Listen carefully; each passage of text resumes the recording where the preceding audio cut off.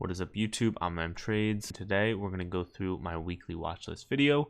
If you guys are new here, make sure you like and subscribe so you don't miss out on any videos like this, and let's get right into it. To begin, let's go over the economic events. On Thursday, we got initial and continuing jobless claims. We had great job numbers last week, and I'm going to go over that in the market recap for last week, but that is the only real economic event that will have any effect on the markets. What we're really going to be focusing on this week is earnings. It is the first big week for earnings, and these are the ones that I'm going to be watching out for.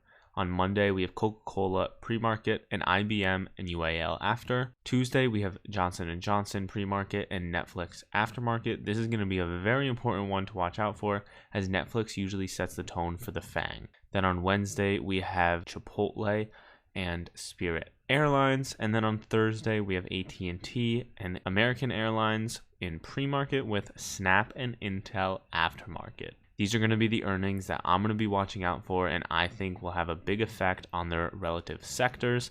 There are many other earnings this week, but these are the ones that I think will be most important. Now, let's go over what we saw in the markets this week. Last week, we were looking for some consolidation or a possible pullback just so we can remain healthy instead of going straight up. But the S&P 500 had different plans. We were held down by this resistance on Tuesday and Wednesday, but were able to break through on Thursday and Friday. This resistance was caused on more of the longer time frame. So if we look on the hour, we can see these two purple support and resistance trend lines are kind of keeping us in that uptrend, and that's currently the resistance that we are at. However, the resistance that we broke out of on Thursday was a longer term resistance trend line that was created all the way back in November. We were able to break above and are now trying to push above that 418 level to break that upper resistance trend line. Because we closed below and weren't able to hold above, we saw a small rally into close on Friday like usual, because I guess that's just what we do now. But because we weren't able to close above, and this is a very, very bearish candle, we closed below. I do think that come Monday, we will retest that bottom at 414 to 415 a share on SPY. On Thursday, we did blow jobless claims out of the water, which is short-term bullish, because long-term, the more jobs go back into the economy, the sooner rates will be rising. And on top of that, we got inflation data that showed we are experiencing more inflation than expected, and we talked about this in last video, that year-over-year inflation number would be a little bit scary. However, the markets didn't care and continued to rally, which was something I was not expecting. Going into next week, the thing to watch out for will be earnings. Netflix in particular, as it will definitely set the tone for the FANG. Depending on how much we react in futures, I would expect the S&P 500 to retest this bottom support trend line before carrying higher. If we break out in futures, we should be able to run, but I will be providing updates in the Discord that is linked below. Now, let's go over the plays we were watching last week. The first play we were watching was NIO. As you can see on the 4-hour time frame, we are forming a descending triangle on NIO, and we were watching to play the bounce off of that 3450. After being rejected on Wednesday, we did see a pullback to that support on Thursday, which we were able to play. We entered put credit spreads in our small account challenge and collected a 40% gain just overnight on that NIO bounce. If you want to keep up to date with that small account challenge, I'll link it right here. Click on that and you'll be able to keep up to date with our series. I'm posting a video every Friday night. After seeing a nice bounce, we did pull back Friday morning. However, because the 5-minute candle closed above, it got all the way down to 34. My stop loss on these contracts was 34, but we were able to push back above in that same candle above 34.50, which was very bullish. I like the chances that NIO is able to retest that $38 level to break out of this resistance, and the next level to watch will be $41 to $42 a share at that 200 SMA. The next play we were watching out for was HD. This is a very good lesson, as we should not short just because something's up. The market will definitely stay irrational longer than you can say solvent. That is one of my favorite quotes, as we were looking to get a pullback on HD.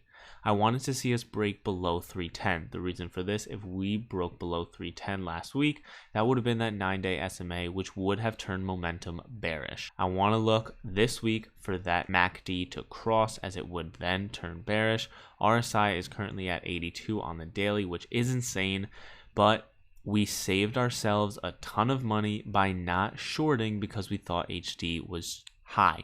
We wanted to see confirmation of a pullback and the trend turning bearish. If we're just shorting something because it's high, chances are it'll continue to carry higher. You want to see that confirmation we're turning bearish. So then again on HD, you can watch for that 319 level to be broken below. If we do cross on this MACD, it is also very bearish. I will be watching for a pullback on HD, as it has ran up a lot these past couple of weeks. And the final play we were watching was BABA. On BABA, we wanted to see a bounce off of the support trend line, which we got insanely bullish news, and we had been calling out and picking up on the long term for shares this entire week, which paid off quite nicely. On Monday, we saw a gap up and continuation upwards, and since then we have been forming this downward trend on BABA. As you can see, we have been held down by this resistance since Monday, and we have been using this lower support. I do like the chances of BABA bouncing just due to the fact that we have that 200 SMA at 235. So even if we break below that support, I like the chances that we're still able to bounce. But that 235 has been a key support on BABA as we used Monday in pre-market.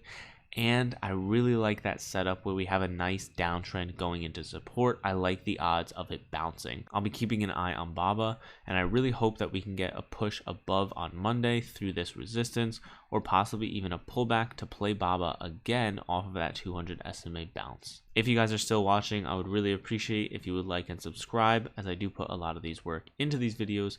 But let's go over the plays we will be watching next week. The first play we'll be watching is Snapchat. We called out Snapchat on Friday in the Discord, saying we were watching this resistance zone, as it has served as a key resistance level for the past few months now. I wanted to see Snap hold above that 9-day SMA going into earnings. However, we weren't able to see that. The next level to watch out for will be that 200 SMA at 59. And if it breaks below there, unfortunately, we're most likely headed back to 53. The thing that I do like about Snapchat is how it's setting up to fill. So if we do break below that 200 SMA, we have a large area to play to the downside. And if we break above that 66, we got a large area to play to the upside. It's key to pay attention what and how it reacts going into earnings, because we are seeing Snapchat earnings on Thursday. So Snapchat will have a couple days to either run up or sell off into these earnings. I want to see us hold above this 200 SMA. If we break below, that'll give us a great opportunity to play to the downside. If we consolidate over the next couple of days, we are expecting an $8 move on Snapchat going into earnings. So let's say we consolidate, end at 62, and are able to break through to 70 or break below, who knows. But this resistance level, this support level, will be very key to watch. Snapchat will be a big mover this week, so it'll be very, very important to see how we move, and it'll give a lot of opportunities. The next play that we'll be watching out for is JMIA. JMIA is setting up a descending triangle looking like NIO on the 4-hour time frame. However, this resistance trend line is a bit bigger. I want to see us be able to bounce off of this 3150 and break above this 35 resistance trend line, retesting that 200 SMA.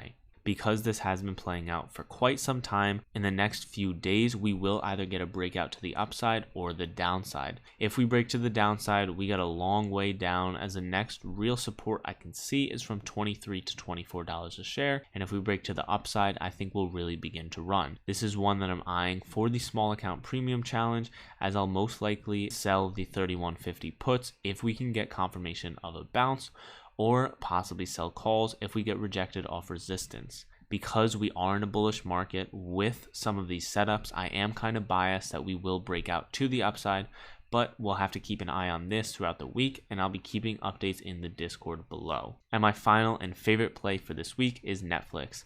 I think Netflix has the power to determine where the market goes over the next couple of weeks, as it usually indicates whether our earnings season will be hot or not. And the final and favorite play of the week is Netflix. Netflix will be very important as it'll tell us where the market is likely to go, due to the fact that many of the FANG reacts off of how Netflix earnings go. Facebook, Amazon, and Google are part of the FANG. They're those big mover companies that really affect the market. Depending on how Netflix does, because it's linked in with them, they should react either to the upside or the downside. Now on Netflix, we're expecting a $34 move either to the upside or downside. I like how we have bounced off this 200 SMA on the daily. That's at 514 and we're currently at 546. If we do consolidate going into earnings on Tuesday, that $34 move to the downside would put us right around that 200 SMA, and a $34 move to the upside would break us right through this resistance zone. Last earnings, Netflix was able to break out of this resistance zone,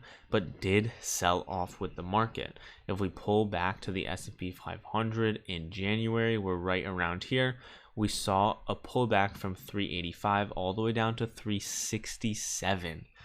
And that was what really pulled back Netflix. So if Netflix can break out and continue to the upside, I think that'll have a very broad effect on the market and will positively impact Facebook, Amazon, and Google and the overall market. So I'm going to be watching Netflix and which way it goes. I'm not going to be trying to play the earnings, but I will be looking to play the continuation. Again, I will be calling all of this out in the Discord throughout the week, but if we do see a pullback, that's a nice area where we can play the bounce off that 200 SMA.